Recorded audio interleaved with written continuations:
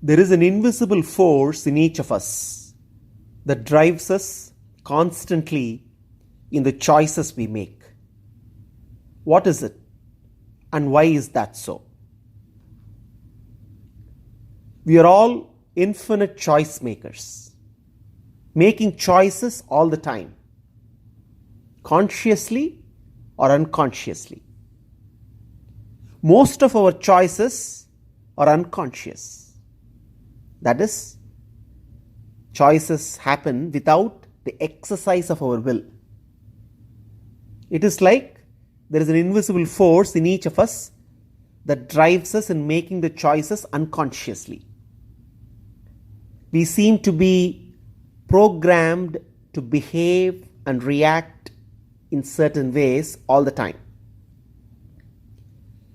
Even though we are endowed with the unique faculty of choice making, we become bundles of conditioned reactions that are constantly triggered by people and situations into predictable outcomes of behavior.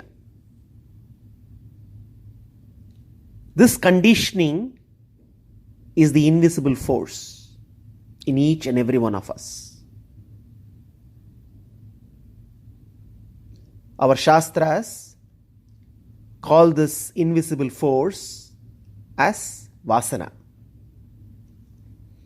Every action leaves behind a vasana, impression in the mind,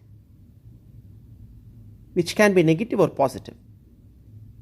Vasanas are the seeds of desires which prompt us, which compel us to repeat our actions.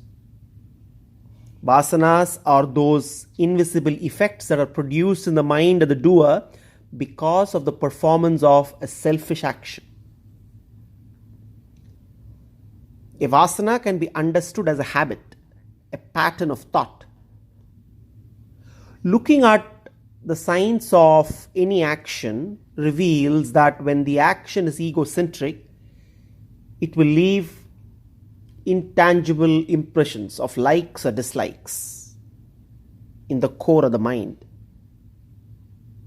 These vasanas, in turn, cause desires and agitations and manifest as actions.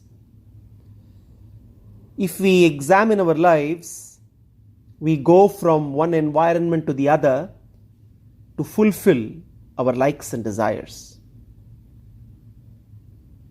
fulfill our likes and dislikes. We are driven by our vasanas to seek environments that are conducive to fulfill our vasanas. In the process of fulfillment, we end up reinforcing the vasanas. Thus, we get caught in this whirlpool of vasanas, desires, agitations, actions, vasanas, more desires, etc. Therefore, you are what your vasanas are. If it is our vasanas which drive our choices, then what about our free will? The question is, how free is our free will? Until awareness arises, there is no real free will because it is covered by our vasanas. Our vasanas are so powerful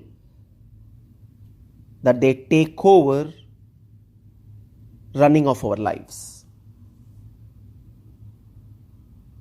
Let's consider this analogy. If a computer user chooses something repeatedly, it becomes the default preference of the user. And often without prompting and selecting, that becomes the user's choice. Similarly, if a person uses the free will to direct his desires towards something repeatedly, it becomes a habit. He strengthens the vasana, and so free will itself becomes not really free. it is conditioned. It becomes a slave to the vasanas. How do we overcome this invisible force?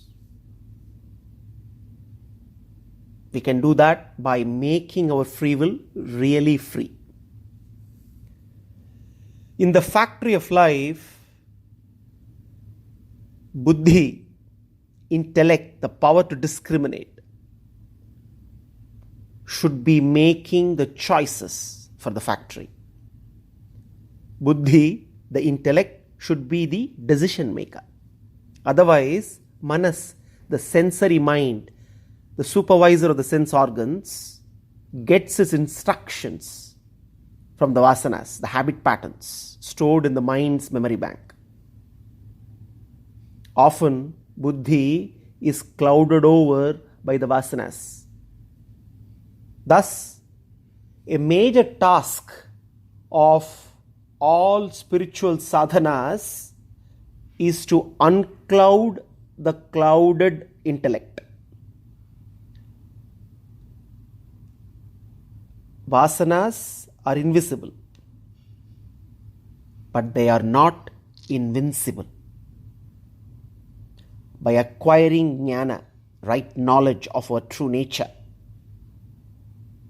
we can uncloud our buddhi and make our free will really free. Jnana is like a fire that burns all the vasanas. Let us rejoice. We have a great power to consciously make a choice. Sarvam Sri Krishnarpanamastu.